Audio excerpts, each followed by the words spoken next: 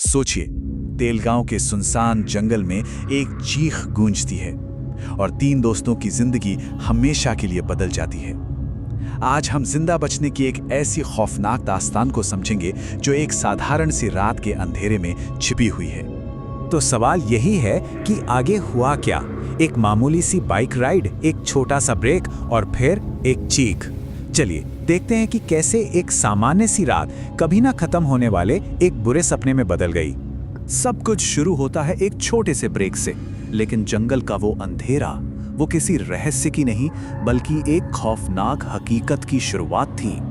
देखिए, सब कुछ कितनी तेजी से बदल गया।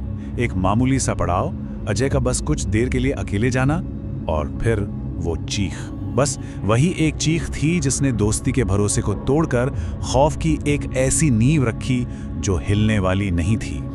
अब जो शक था ना, वो यकीन में बदल रहा था। खून के धब्बे, घसीटने के निशान साफ था, ये कोई मजाक नहीं था। और फिर उन्होंने जो देखा, एक औरत अजय को किसी परछाई की तरह घसीटते हुए ले जा रही थी। बस यही वो पल था जब उन्हें एहसास हुआ कि उनका सामना किसी इंसान से नहीं बल्कि किसी भयानक अनजानी ताकत से हो रहा है। वो खून के निशान उन्हें जंगल में और भी गहरा ले जाते हैं और खत्म होते हैं एक ऐसी जगह पर जो किसी भी डरावनी कहानी का, आप कह सकते हैं, सेंटर होती है। एक पुरानी वीरान कोठी। जरा सोचिए उस खौफ के बारे में। घना जंगल और उसके बीचों बीच एक टूटी फूटी बिल्कुल वीरान कोठी। यही वो जगह है जहां अजय को खींचकर लाया गया था, और यहां से कहानी में रहस्य नहीं बल्कि मौत का खेल और भी गहरा होने वाला था। और यहीं आकर दोस्ती टूट जाती है। कथावाचक का दिमाग अभी लॉजिक ढूंढ रहा है कि शायद कोई साइको किलर है, लेकिन सुरेश, उसका दिल तो खौफ से भर चुका था। उसे यकीन था कि ये कोई डायन है। ये सिर्फ डर और लॉजिक की लड़ाई नहीं थी, ये दोस्ती और जान बचाने की जद्दोजहद का टकराव था। और फिर उन्हें वो दिखा जिसका डर उन्हें अंदर तक खाई जा रहा था। अजय की लाश छत से लटकी हुई, लेकिन उसका सिर गायब था। सुरेश का डर सच हो गया था। कहानी यहीं पर खौफ की सारी हदें पार कर देती है। लाश सामने है, सिर गायब है, फिर भी अजय की आवाज मदद के लिए पुकार रही है। ये कैसे हो सकता है?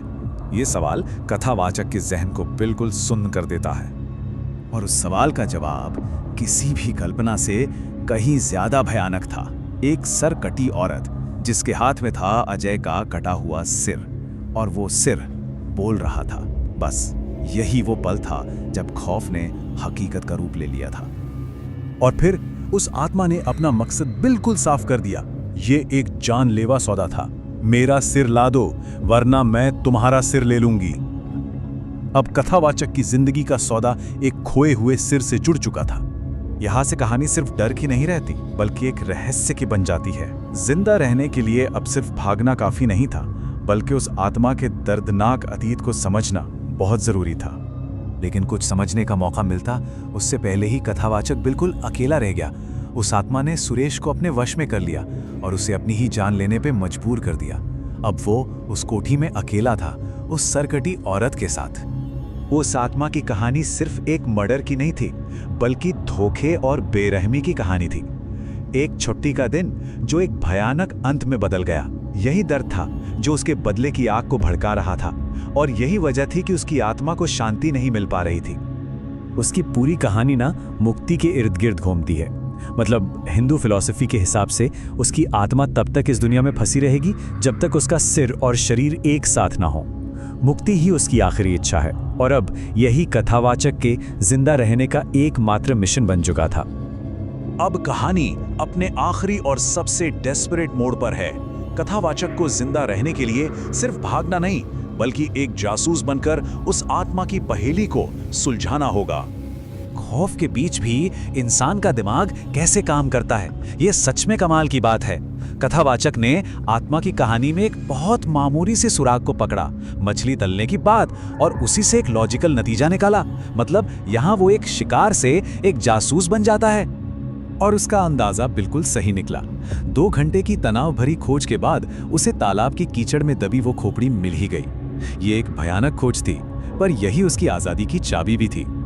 अब आखिरी रस्म का वक्त था। खोपड़ी को बाकी हड्डियों के साथ मिलाना और फिर दाह संस्कार। हर एक कदम उसे अपनी आजादी के करीब ले जा रहा था और उस आत्मा को मुक्ति के करीब। और आखिरकार जैसे ही आत्मा को मुक्ति मिली, उस कोठी और जंगल का श्राप भी टूट गया।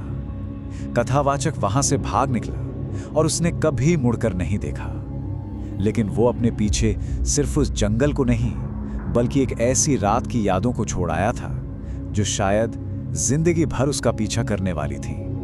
ये कहानी हमें एक बहुत गहरे सवाल के साथ छुड़ जाती है। जब डर और जिंदा रहने की इच्छा के बीच चुनना पड़े तो इंसानियत की हदें क्या होती हैं? कोई अपने दोस्त को बचाने के लिए रुकता है या अपनी जान बचाने के लिए भाग जाता है?